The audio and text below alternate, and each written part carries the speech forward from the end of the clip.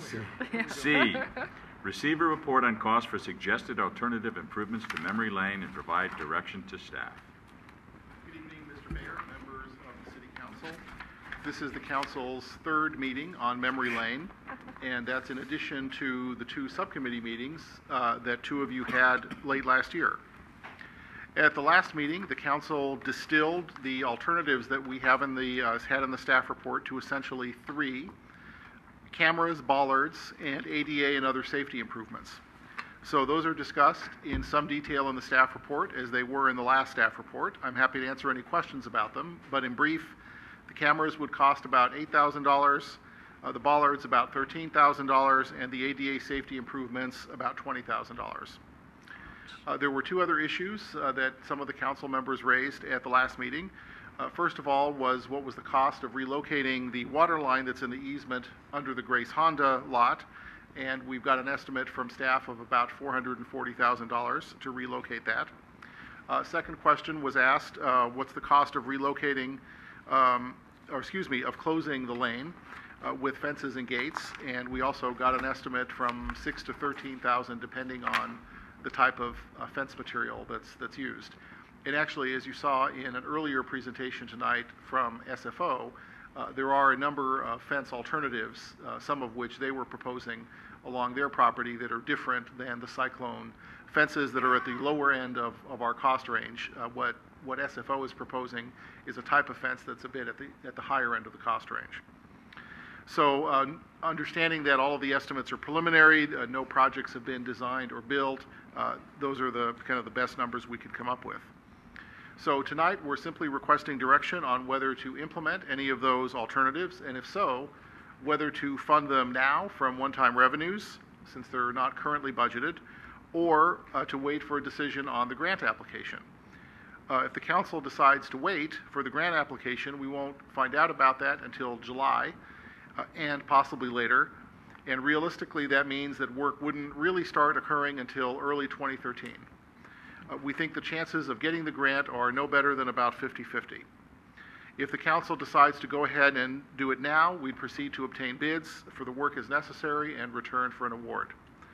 That concludes my report. I'm happy to answer any questions. If we were to do one part of these suggestions now and we received a grant, we can backfill what we've spent? So I don't believe it's the kind of grant that is for reimbursement. You'd have to, if you spent the money, then we'd have spent the money. Okay. All right. Any discussion by council? What would you like to see, if anything? And how would you like to pay for it? Through the chair? Irene? Is there members of the public that might want to speak? Well, we usually talk first, but that's fine. Let's hear what you have to say. Tell us your name and your affiliation.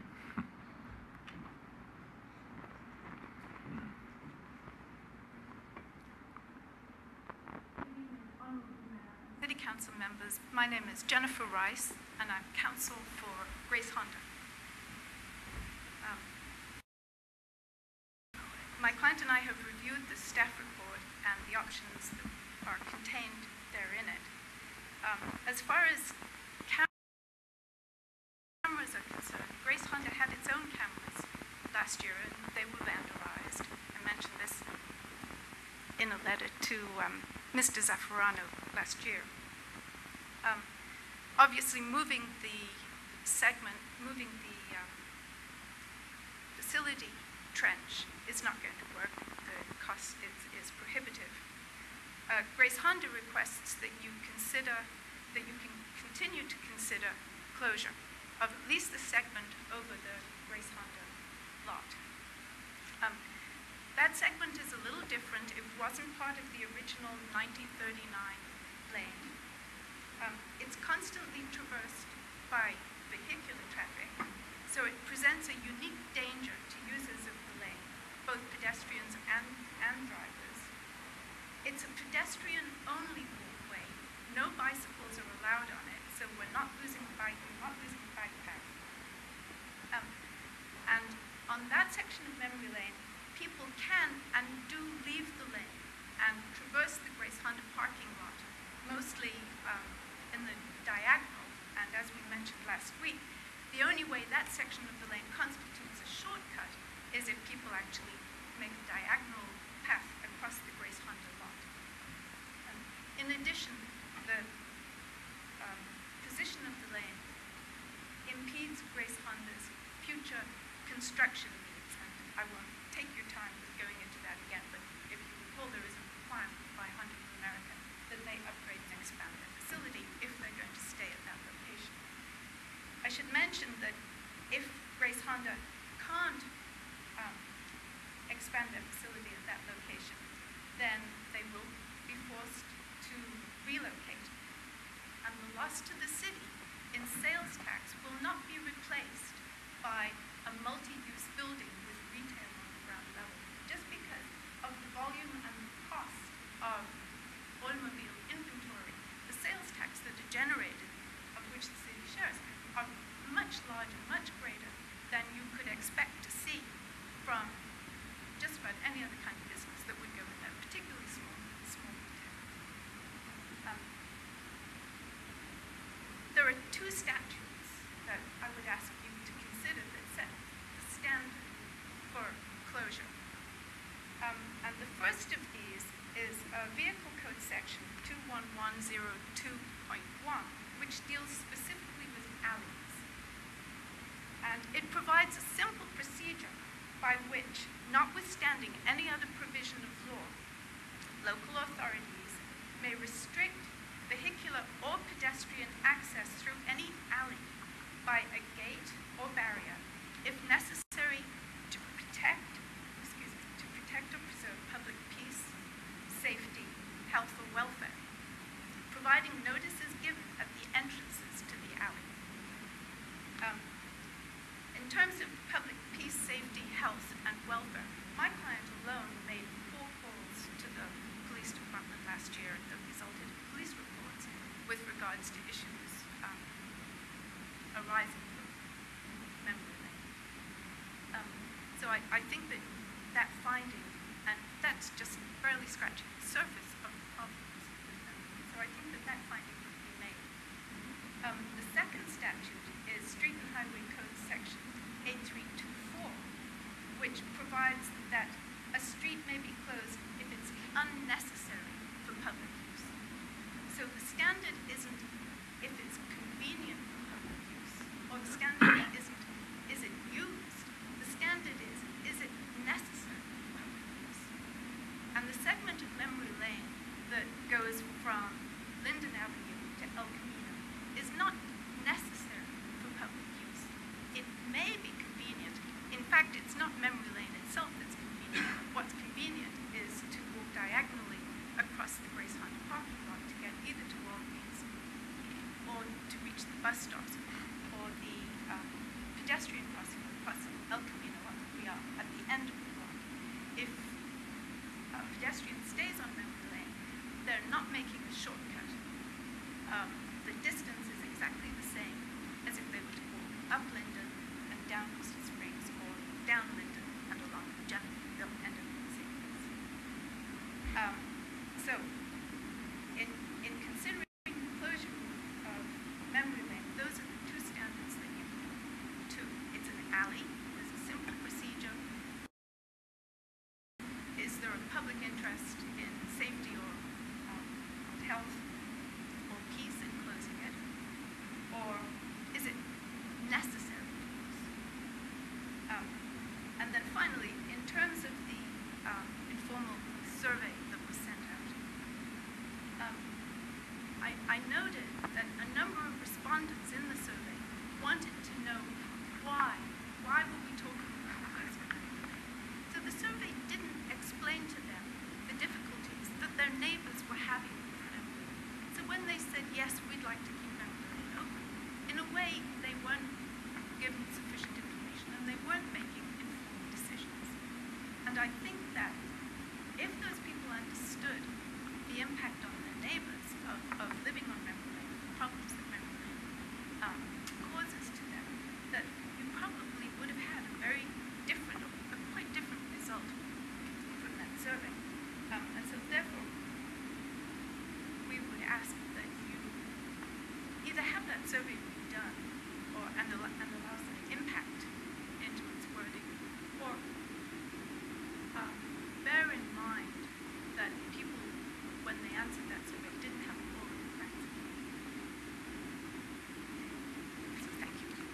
Question for you. I believe at one of the previous meetings, I asked for some corroboration, if you will, from Honda of America about their new corporate program and their new showroom program and the square footages, and that their intent was to have Grace Honda comply with that if they were to stay. Did we ever get anything from them? No. I don't think so, but Ms. Rice can I answer that. didn't understand that you had requested documentation. My understanding was that if I came and explained it to you. Yeah, we did, and I don't believe you were at the first meeting, if I'm not mistaken, but I would be glad to. yeah, we did provide, I'm sorry, Mr. Mayor, I didn't mean to interrupt. We did submit a letter requesting that information Right. specifically after the second of the last 3 meetings, I believe. okay. And my appearance was in response to that letter. I didn't understand that it was a request for Okay. documentation, but I would be glad to. Right. It was stated a number of meetings ago that if we don't get it closed, we're going to have to move, and they want us to do so many thousand square feet. And I said, well, can you get something from corporate to say, this is what's happening, and not just here, but in other locations. So number 2, to staff. So if that line, if the water line stays in place, is there a way to actually build over it? No, the city standard would prohibit building on top of an existing water or other utility line in order to avoid accessibility issues, ongoing maintenance and repair. Okay. So the movement of the line would cost $440,000, I believe is a quote, which is way, way too much to even consider now, I believe, but could be incorporated into future corporate expansion. I just made a statement, that's all. I'm not looking for an answer. I would like to say that if construction did take place, then Grace Honda would work closely with the city and the city's requirements to make sure that access for maintenance of the pipelines was provided. Of course, that would I bet you would, right. Okay, all right, thank you. Any questions for Grace Honda or everyone in this segment? Michael? Chair, if I could. I believe we discussed offline, Mark, some of the same points that the attorney brought up regarding alleys and how they're defined within the code. Can you address the issues that she brought up and let us Sure. know if there is any additional information beyond what we heard originally on your report? Right. The section of the vehicle code, 21102.1, does relate to alleys. This isn't an alley because there's no through vehicular traffic for the public. So we did look at that early on, actually last year, as one of the alternatives, but we found that this does not meet the definition of an alley for exactly that reason. With respect to Streets and Highways Code 8324, that is in fact one of the statutes that's for abandonment of a public way. That is correct. I would note that the survey, whether you like it or not, did indicate that 79% of those respondents, of those who responded, did indicate that they didn't favor closure of that particular section. We did ask by section. And with respect to the survey itself and the public not being aware of what the problems were, we, as you may know, compiled a complete list of what everybody said in writing on their surveys. And I think looking at those surveys makes it abundantly clear that the people who responded, not just the ones who wanted the lane closed, but even the ones who wanted to keep it open, were quite familiar with some of the issues surrounding the lane. They listed several things on their survey forms that talked about those particular issues. So I don't think there's any lack of knowledge or information from the survey respondents. If I may, I based that statement on statements made by Laura, Assistant Planner, sorry, I forget her second name, who stated in her report that there were a number of respondents who wanted to know what the concerns were and who had questions and additional concerns about why issues being raised with And that leads me to think that there were a number of people who really didn't know.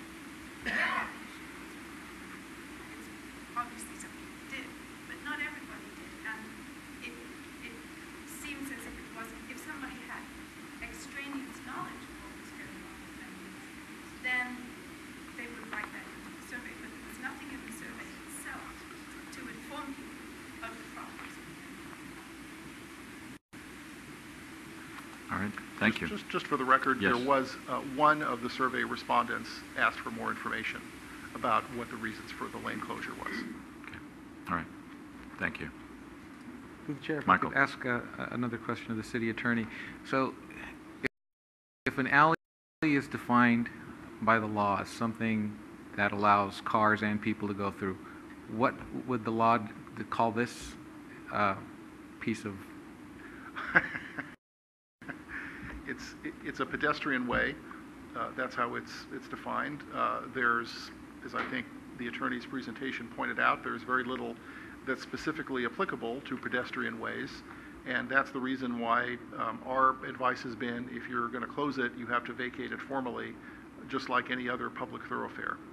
Okay. And that requires a finding that that the use is not necessary. The surveys did indicate that a number of people do use that particular segment as well as the rest of it, and that was the basis for our recommendation or indication that the staff probably could not recommend that finding be made if it were to come up in the future. And during the last meeting, I believe it was Mr. Lubke made a reference to another section somewhere in the city that had been closed. Is there any background information on that, and if it's similar? Right, we did look into that. Aaron may have some additional information about that. I think he was referring to some easements that were in an unused area, and I don't recall the details, but they were not pedestrian ways. Okay. All right. And so are we getting any recommendation from staff then regarding either any of these proposed improvements? So I think we have told you that these are improvements that staff would recommend. We think they strike a balance between the desires of some members of the public to keep the lane open and usable at all three segments, and also the concerns that were raised by a number of the residents, and specifically with respect to security and safety issues. Neil is here, I believe, still perhaps. If there's any questions about the cameras, for example, we certainly recommend the ADA improvements. One of the residents brought that up at your last meeting. And as far as the bollards are concerned, we think that would certainly help with making sure that there isn't any illegal vehicle traffic through the lane, and it would certainly discourage mopeds and those kinds of things with a set of 3 bollards that are difficult to navigate through. Okay. And it seems like we're treating the residential section of Memory Lane separately from the Grace Honda portion of it. So everything that's being proposed now would be improvements to the residential area. And I guess the only piece that really pertained to Grace Honda was the cost of moving the water main that runs through there. So at this point, we wouldn't be doing anything on the Grace Honda portion of the lane. That is true. Okay. Thank you. Other than maybe closing them.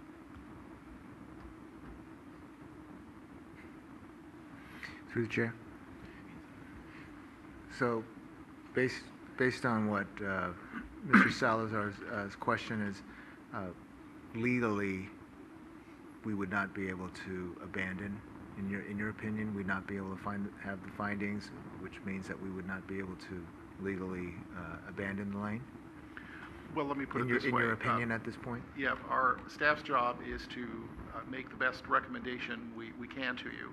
And what we're indicating is, based on all the information we have, we wouldn't be able to recommend to the city council that it make that finding, and it would potentially leave the city open to a challenge by those members of the public who use the lane, indicating that it was a closure that's not authorized by the Streets and Highways Code. Having said all of that, it is ultimately a city council decision and a balancing of the risks and benefits of those particular actions. One of the things we did hear at the last meeting, I think, from several council members and perhaps even members of the public, is that is the option of at least trying some of the measures that we're recommending first to see whether they will help, and hopefully they will, thus making closure or abandonment something that doesn't need to be considered in the future. Any questions, comments? One comment I'd like to make. I definitely think we need to do something, and what I've heard from the public is that for years they've been dealing with this. It's been before other councils and no action has been taken, and I don't want this council to be one that doesn't take any action, so I'd like to see something done. I have a concern that at some point, either now or in the future, we may make a decision to close a piece of the street on Grace Honda. And I think it's an insult to the residents that we would do it for a company based on their profits and not for the residents based on their sense of security. And so if we can get some assurance that at no point would we make that decision to close it for Grace Honda, then I'd be comfortable with looking at some other measures. But if there is some possibility that because Grace Honda's corporate mandate says that they need that piece of land and we'd find a way to do it for them but not to do it for the residents, I don't think that's something I could support. Okay. Referencing closing. Any comments or suggestions? What would you like to see? Through the chair. Okay. Obviously, when it came forward back from the subcommittee, I made mention it was the first time I got to hear the challenges and the problems the residents have been suffering. And I don't think I wasn't walking that the next day, and spoke to one of the gentlemen who spoke here at the mic twice. And we took a walk ourselves so I could better appreciate and understand it. So I would agree that I think something does need to be done. I don't think we need to meet and talk about it further. It comes down to, as it was mentioned, so how are we going to pay for it? I would look for maybe at least a option to move forward, potentially cameras. As I've said, we've had some positive by the camera in Beckner. There was another time when I worked with the city that we didn't have cameras at the recreation facility, and then we put cameras in. It helped to deter some of the activity in the teen room and in the gymnasium. So I think that the cameras have had a proven worth in the past in 2 locations, granted in the city park area, but I at least think we need to do something. I would say to do more, but I'm worried about costs. Because obviously the only thing staff's going to say is, well, then we're going to go into reserves because that's the only resource right now that we have with no grant unless we want to wait. And waiting until 2/13, I don't think is fair, honestly. So that's just my two cents right now. Anyone else? Irene? Thank you. I know our staff, they wouldn't bring forward costs of something without a way to pay for it. So if we decide to do all the things mentioned here, what is your recommendation about paying for it?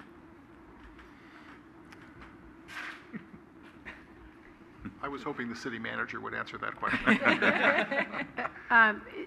There are no funds budgeted either in the capital budget or in the operating budget that would cover the costs associated with the improvements.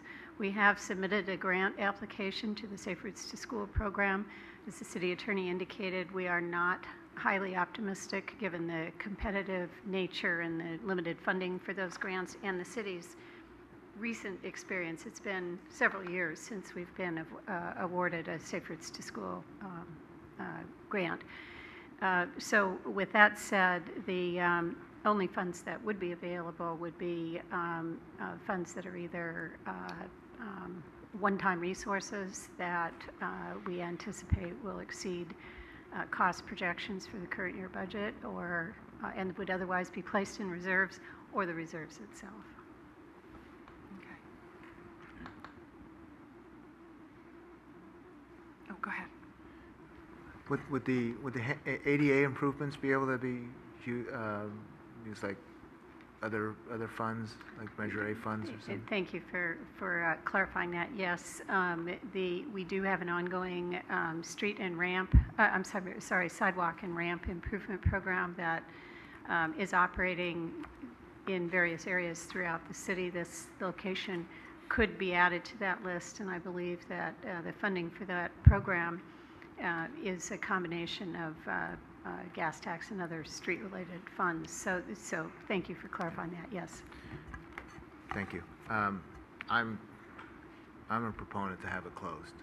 I do still believe that the residents there have endured enough, and that if I lived there, that I would be pushing to have it closed.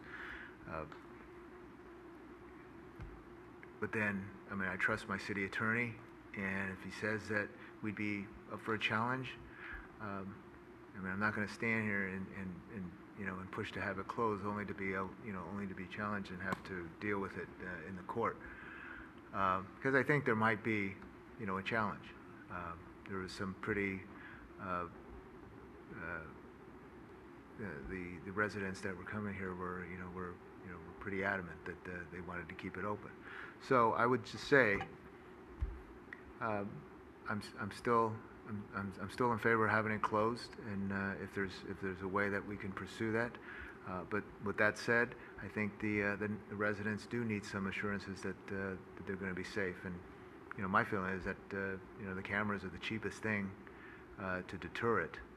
I think bollards. That's a high price for bollards. I think there's other ways that we can deter vehicles. I mean, they do that on school campuses as far as shifting fencing, something that to just allow pedestrians. So I think there are cheaper ways, less expensive ways to accommodate that. But I think the cameras are going to be the key in deterring any activities. Okay, and I sat in the subcommittee meetings and listened to the last number of meetings we had here on this, and I can't push for closure at this point in time. I think we have to give deterrence a chance, and the cheapest way to deter anything at this point in time is spending $8,000 on cameras, and if we have to take it from reserves, we do. But it'll give us an indication of what deterrence will do, short of just closing the lane. It doesn't make a whole lot of sense to put in ADA right now if, in fact, there's a potential of closing it in the future. So I think the initial step should be to spend the $8,000 and put the cameras in and see what types of results we have from that. I would agree, Mr. Mayor, with the ADA, because and again, I sat here saying, at least let's try this, and if we come back and nothing's better, nothing's improved, and we close and we've spent how many thousands on 20,000 on ADA, then to me that's money we could have spent elsewhere in the community. Right. Through the chair? Michael? I'll hold my Would you like to say something? Please step to the podium. Yield the floor.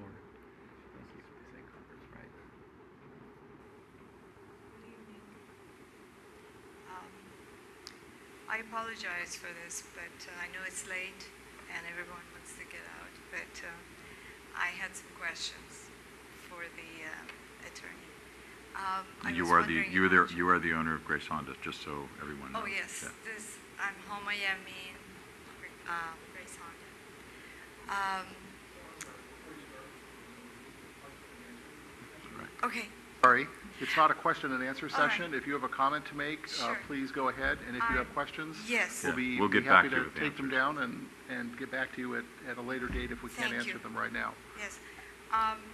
I did install cameras for the dealership, and it was quite costly. Cameras either are invisible or they are megapixel. They're quite expensive if you want to recognize the intruders, for example, or whoever gets involved with crime.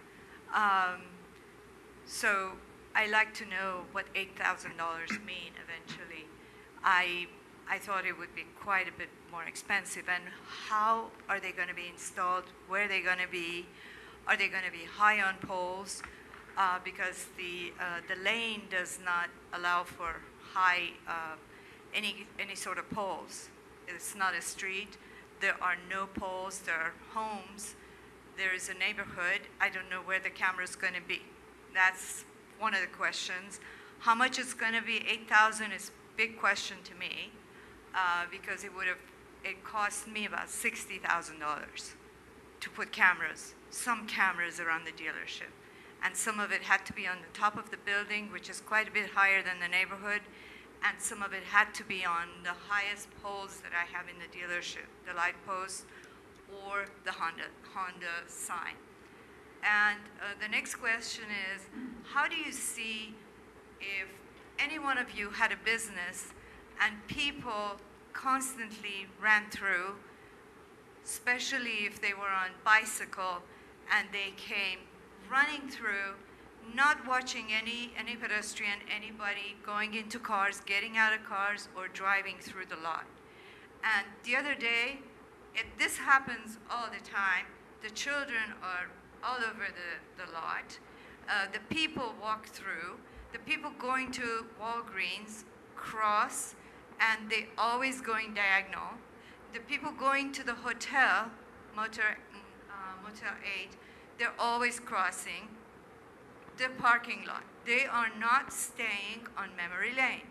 So that's an issue.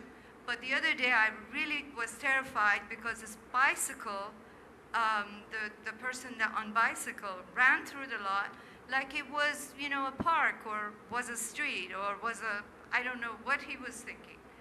He could have gotten hurt, and I would be totally in trouble if he was hurt, or if he hurt somebody, or if he hurt one of my customers, for example. So I appreciate if the members look at this, and the members, the neighborhood, and I like a comment for this for the future. I don't feel great about the neighborhood having had all the problems that they have had, and if the children from the school get hurt or injured, that's not a good thing either. Okay, we're going to have to wrap it up here pretty quick, so thank you. I appreciate you letting me speak, but it's really hurtful. Thank you. That's all I can say. Thank you very much. Okay. Any more council discussion? I had something to say, but I forgot what it was. Well, I'd like to say a couple things. First of all, that lane has been there before Grace Honda was there, so people have used it often. I use it often. There's no fencing anywhere from El Camino. People can wander from El Camino through your lot, so there's no restrictions that way. If we close Memory Lane from the back, there's nothing closing it from the front. People can just walk on there. So I understand about kids going through, but they don't do it all day long. They do it a little bit in the morning, and they do it a little bit in the afternoon when school's out. So I think you're exaggerating a little bit. Also, that's how I bought my cars from you. I bought 2 cars from Grace Honda because I walked down Linden and went through Memory Lane and was cutting across diagonally to Walgreens and saw a car that I liked and bought it.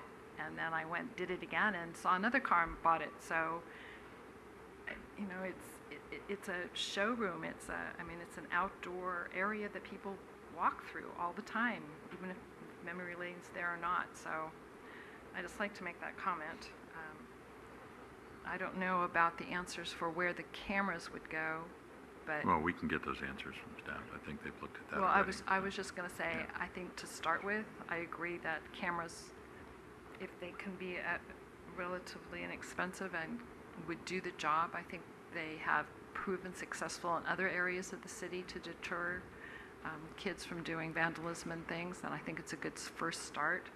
And also, I wanted to know, has staff contacted the school again, or have we been able to work with the school district, maybe, if not with the Parkside directly, maybe with the school district, to talk about different ways to deterring the kids from doing anything on that lane that they're not supposed to be doing?